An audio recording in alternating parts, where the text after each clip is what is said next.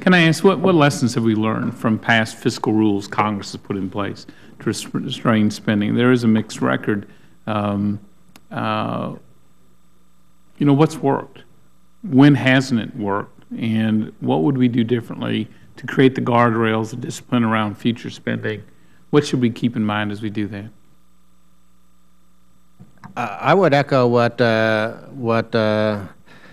Dr. Miller said, that I think Graham-Rudman worked. It was grossly unsuccessful compared to the ideal, but compared to what might have happened without Graham-Rudman, I think it was one of the few things I can look back on and think, okay, that made a difference in terms of how Congress behaved. We did, of course, have discretionary spending caps in the 1990s. That, to me, was a little bit like having a 50-mile-an-hour speed limit in a school zone. Yes, they were by and large adhered to, but I thought they were too high, but that's just a matter of judgment, of course. But for the most part, we just haven't really done much budget process. We've had budget deals, we've had budget summits, we've had budget agreements, but those are just sort of just packages of legislation that tend to have a very short half-life anyhow. Budget process reform, there's really not much real-world evidence to look at unless you're going to other countries or looking at the states, as Jim was mentioning. Great. Dr. Miller? Well, I think what we've learned is that if you put these in place and follow these rules in place or these restraints in place and follow them, they work. If you violate them, they don't work. The legislation that established, among other things, the budget resolution that's supposed to be done by April and has a whole set of time limits, works when it's followed by Congress. But, of course, it hasn't been followed by Congress in decades. And the Graham-Rudman-Hollings, as Dr. Mitchell was mentioning, did work, and it brought the deficit down dramatically, but then it was violated by Congress. So you've got to stick with them.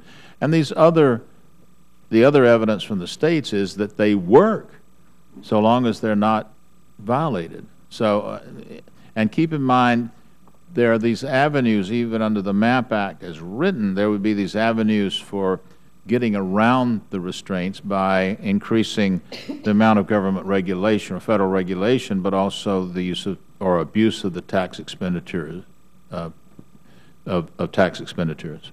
Thank you. Dr. Eichauer? There's more agreement on this panel than I expected.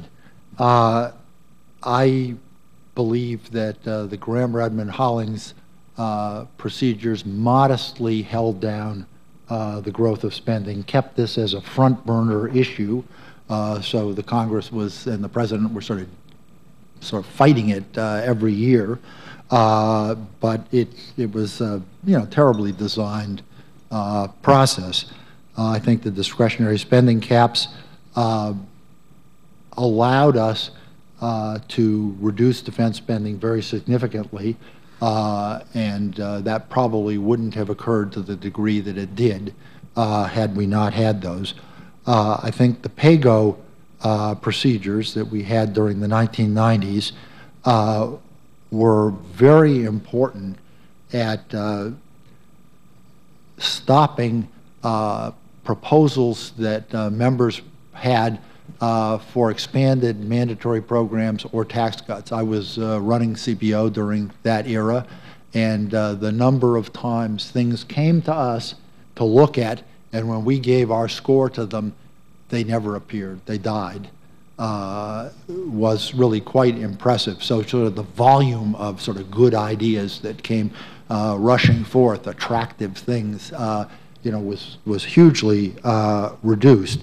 So I think, all of these things can make a small amount of difference, but the real question goes back to Dr. Miller's point. He said, if you adhere to these, they'll work. So what can you enact that will help you adhere to them when the going gets tough, when the American people don't want the cuts, they want the tax cuts, they want the spending increases, and this is very unpopular. And that's really a question, I think, for you to try and answer.